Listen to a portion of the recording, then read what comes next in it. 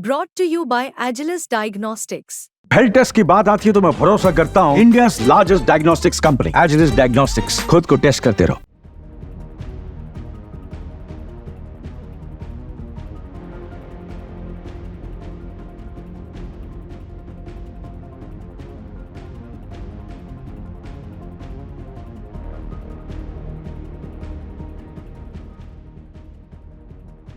ना घर का ना घाट का, और यही हाल है आजकल बांग्लादेश का।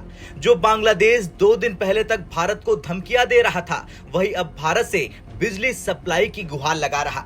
आपको याद होगा 2021 में बांग्लादेश और भारत के बीच अडानी ग्रुप द्वारा बिजली की सप्लाई को लेकर एक समझौता हुआ था। उस वक्त सब कुछ सही लग रहा था, लेकिन जैसे ही शेख हसीना की सरकार गई, बांग्लादेश में भारत और अडानी ग्रुप के खिलाफ एक नया माहौल बनने लगा। बांग्लादेश की नई सरकार ने अडानी पर एक तरफा डील का आरोप लगाया और इसे अपने देश के खिलाफ बताया। लेकिन इसी बीच बांग्लादेश के अंदर बिजली संकट विकराल रूप ले चुका है। आज हालत यह है कि ग्रामीण इलाके में 12 से 14 घंटे तक बिजली गुल रहती है। बांग्लादेश की कई कोल बेस्ड पावर प्लांट्स बंद हो चुके हैं, जिससे बांग्लादेश का उत्पादन लगभग आधे से भी कम रह गया है। इसके अलावा बांग्लादेश को जो अमेरिका से उम्मीदें थी, वो अब धूमिल नजर आ रही है, क्योंकि जो बाइडेन सरकार ने मोहम्मद यूनुस और वहां के राजनीतिक दलों को मदद तो दी थी, लेकिन अब अमेरिका में सत्ता का संतुलन बदलने वाला है। डोनाल्ड ट्रंप की वापसी के बीच बांग्लादेश ने अमेरिका से ज्यादा उम्मीदें छोड़ दी है। हाल ही में बांग्लादेश ने त्रिपुरा से बिजली की सप्लाई बढ़ाने का अनुरोध किया है। पहले जहां 50 मेगावाट बिजली बांग्लादेश को सप्लाई की जाती थी, अब उसे 5 गुना यानी 250 मेगावाट तक बढ़ाने की मांग की जा रही। ये वही बांग्लादेश है जिसने हाल ही में अडानी ग्रुप और भारत पर दबाव डालने का प्रयास किया था।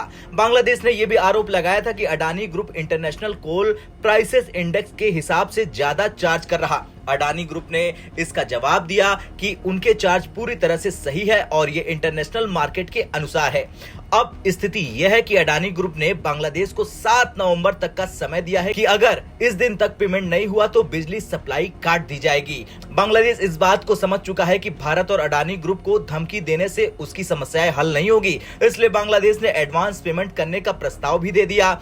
ये मामला केवल बिजली तक का नहीं है, इसके पीछे बड़ी राजनीतिक और कूटनीतिक वजह बताई जा रही। भारत, बांग्लादेश और अमेरिका के संबंध अब एक नाजुक दौर से गुजर रहे हैं। ये देखना दिलचस्प होगा कि क्या बांग्लादेश अपने इस डील को निभाएगा या फिर आगे जाके कुछ और खेल करेगा। खैर, इस स्थिति में आगे क्या होता है, ये आने वाले दिनों में साफ हो जाएगा। एक तरफ जहां बांग्लादेश भारत से बिजली की मांग कर रहा, वहीं दूसरी ओर अडानी ग्रुप का 7 नवंबर की डेडलाइन भी बांग्लादेश पर भारी पड़ सकती है। आपका क्या कुछ कहना है? जिस तरह से बांग्लादेश ने अब 50 के बजाय 250 मेगावाट बिजली की सप्लाई की मांग की है, उसे लेकर कमेंट कर जरूर बताएं। ब्यूरो रिपोर्ट, भारत तक।